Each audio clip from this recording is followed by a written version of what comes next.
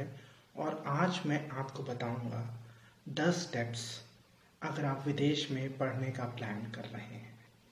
तो आप ध्यान से इस वीडियो को देखना एंड तक और मेरे YouTube चैनल को ज़रूर सब्सक्राइब करना, क्योंकि मैं आपको ऐसे टिप्स देता रहता हूँ।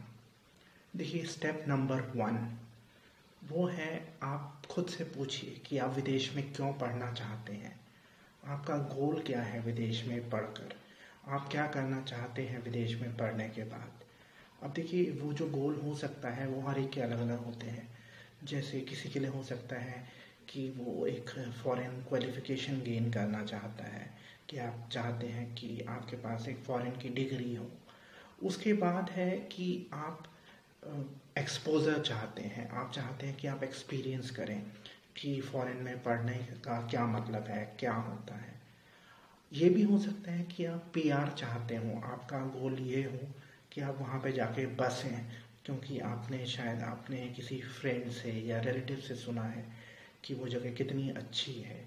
तो आपका गोल पीआर भी हो सकता है कि आप इसलिए अब्रॉड या एक पर्टिकुलर कंट्री में पढ़ने का प्लान कर रहे हों क्योंकि आप वहाँ पर पीआर चाहते हैं, या फिर वहाँ पे आप बसना चाहते हैं। या ये भी गोल हो सकता है कि आप वहाँ पे काम करना चाहते हैं कुछ सालों तक।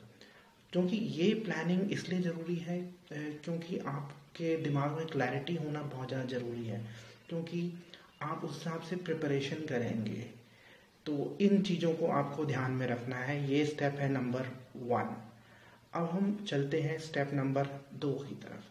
देखिए, जो स्टेप नंबर 2 है वो है अपने पेरेंट्स के साथ डिस्कस करना कि आप विदेश में क्यों पढ़ना चाहते हैं। क्योंकि देखिए, आपको आपके पेरेंट्स का सपोर्ट चाहिए, मॉरल सपोर्ट चाहिए और फिनेंशियल सपोर्ट भी चाहिए, क्योंकि उससे आप मेंटली प्रिपेयर होंगे विदेश में पढ़ने के लिए। तो पेरेंट्स से क्लियरली डिस्कस करें कि आप क्या पढ़ना चाहते हैं, क्यों पढ़ना चाहते हैं, आपका लॉन्ग टर्म गोल क्या है विदेश में पढ़ने का।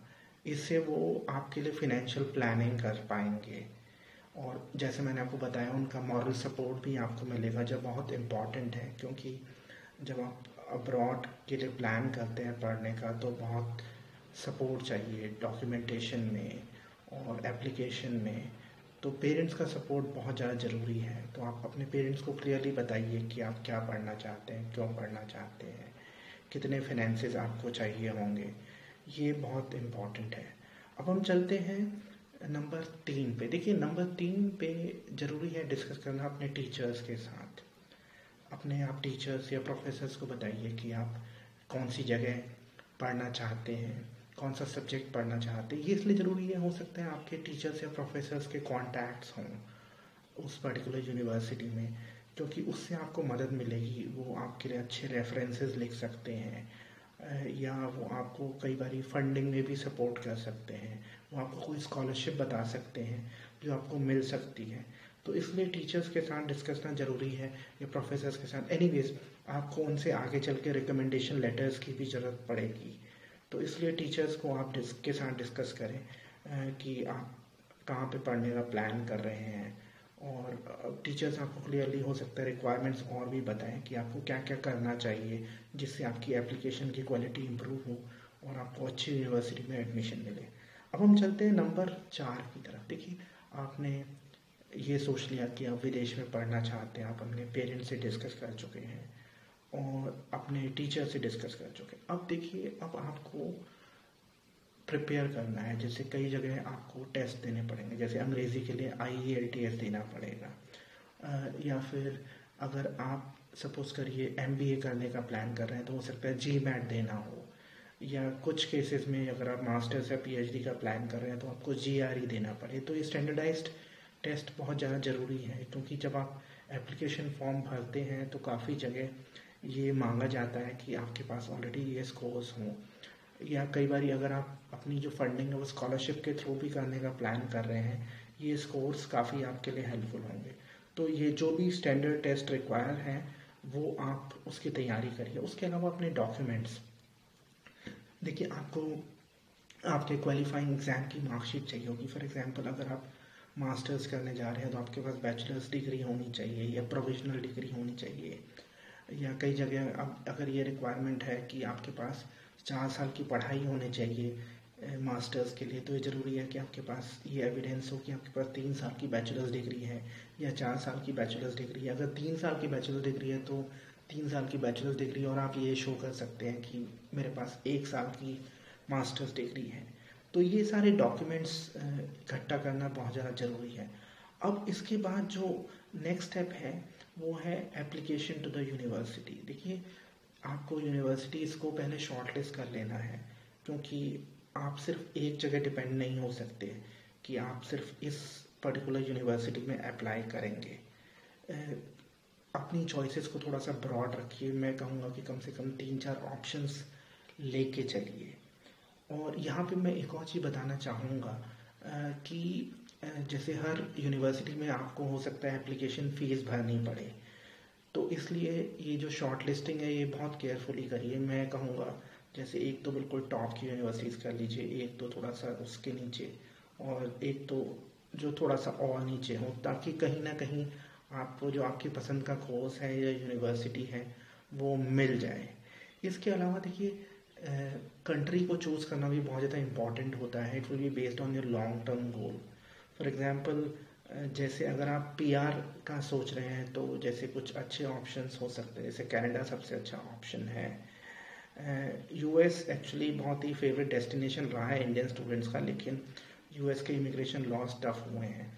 तो ये भी सोचना ज़रूरी है कि जो कंट्री या यूनिवर्सिटी आप चुन रहे हैं, कई बार कंट्री ज़्यादा इम्पॉर्टेंट हो जाती है यूनिवर्सिटी से। अगर आपका जो लॉन्ग टर्म प्लान है वो पीआर का है, या आप ये सोच रहे हैं कि आप पढ़ाई के दौरान खुद को काम करके मतलब पार्ट टाइम बेसिस पे सपोर्ट करेंगे, जैसे अगर आपका गोल ये है कि आप खुद को पार्ट टाइम वर्क से सपोर्ट करेंगे, तो कुछ कंट्रीज़ हैं जहाँ पे जैसे अनलिमिटेड वर्किंग आवर्स हैं। जैसे मैं आपको बताना चाहूँगा, फॉर एग्जांपल स्वीडन है या एस्टोनिया है। लेकिन ज़्यादातर कंट्रीज़ में जो लिमिट है वर्किंग आवर्स की वो 20 घंटा है। आप ऑन एन एवरेज, मतलब जो मेजर कंट्रीज़ हैं जैसे ऑस्ट्रेलिया है या कनाडा है या यूके है, यहाँ पे आप एक हफ्ते में 20 घंटे ही काम कर सकते हैं। अब इसके बाद हम बात करते हैं, एक बार आपने अप्लाई कर दिया तो यहाँ पे ये ज़रूरी है, स्टेप नंबर 6 में इसे बोलूँगा, वो ये है कि आप अब वापस अपने जो फिनेंसेस हैं उसको रिविज़िट करिए। जैसे अगर आपको लोन अप्लाई करना है तो उसके लिए बैंक में बात करना शुरू कर दीजिए, क्योंकि देखिए जो लोन है ये भी बहुत पेपर वर्क इसमें चाहिए। तो आप जहाँ पे भी आपके पेरेंट्स का अकाउंट है या आपके पेरेंट्स जाके बैंक मैनेजर से डिस्कस कर सकते हैं, और कुछ केसेस में प्री अप्रूवल ले सकते हैं कि जी हमें कितने तक का लोन मिल सकता है। एक बार आपको एडमिशन ऑफर मिल जाए तो आप उस प्री अप्रूवल के बेसिस पे आप फाइनल लोन अवेल कर सकते हैं। लेकिन ये लोन का प्रोसेस ये है, जो मैं आपको एडवाइस करूँगा कि आप इसे महीनों पहले आपके पेरेंट्स डिस्कस करना शुरू कर दें। अगर बैंक से आपको लोन चाहिए या जहाँ से भी आपको फिनेंसेस चाहिए, वो प्लानिंग बहुत ज़्यादा ज़रूरी है। अब इसके बाद हम बात करेंगे, आपको जैसे ऑफ़र मिल गया है, आपका लोन सेक्शन हो गया है। अब देखिए, अब आपको अपने डॉक्यूमेंट सारे तैयार करने हैं, क्योंकि अब आप रेडी होंगे वीज़ा प्रोसेस के लिए। देखिए, आप किसी भी कंट्री में विदेश में पढ़ने के लिए जाएंगे तो वीज़ा प्रोसेस बहुत इम्पॉर्टेंट प्रोसेस है, क्योंकि आपको एडमिशन मिल गया, आपने सारी तैयारियां कर ली, आपने सारा प्लान बना लिया, लेकिन बिना वीज़ा के सारा प्लान फेल हो जाएगा। तो वीज़ा के लिए देखिए ज़रूरी क्या क्या डॉक्यूमेंट्स हैं, इस पर मैं अलग से वीडियो बनाऊंगा। लेकिन आपको बेसिकली अपना क्वालिफाइंग एग्ज़ाम की मार्कशीट चाहिए होती हैं, उसके अलावा एडमिशन ऑफ़र चाहिए, फिर जहाँ पे आप उस यूनिवर्सिटी के हॉस्टल में रहेंगे या कहाँ आप रहेंगे वो चाहिए। उसके अलावा आपके पेरेंट्स को, आपको अपने पेरेंट्स के इनकम डॉक्यूमेंट्स चाहिए। अभी हम उस पर डिटेल में नहीं जाएंगे, उस पर मैं एक अलग से वीडियो बनाऊंगा। तो आप पूरा अपना एक फ़ाइल प्रिपेयर कर लीजिए डॉक्यूमेंट्स की, जो आपको चाहिए होंगे वीज़ा के लिए। आप उस एम्बेसी की वेबसाइट पे जाके वो सारे डॉक्यूमेंट्स चेक कर सकते हैं। अब इसके बाद आप फाइनली वीज़ा के स्टेप तक पहुंच जाते हैं। कई जगह इंटरव्यू वीज़ा प्रोसेस का इम्पॉर्टेंट हिस्सा होता है। फॉर एग्ज़ाम्पल, यूएस में आपको यूएस वीज़ा बिना इंटरव्यू के नहीं मिल सकता है। या ऐसे कुछ यूरोपियन कंट्रीज़ भी हैं जहाँ पे वीज़ा इंटरव्यू ज़रूर होता है। वीज़ा इंटरव्यू बहुत ही छोटा सा होता है, तो उसमें घबराने की कोई बात नहीं है। वो आपसे पूछते हैं कि आप कौन सी यूनिवर्सिटी में पढ़ने जा रहे हैं, और आपके कोर्स के बारे में कुछ पूछेंगे या आपने क्या पढ़ाई की ये पूछेंगे। तो कोई इतना घबराने की बात नहीं है वीज़ा इंटरव्यू को लेके। और जनरली जो वीज़ा प्रोसेस होता है वो 15-20 दिन से लेके 3 महीने तक का हो सकता है।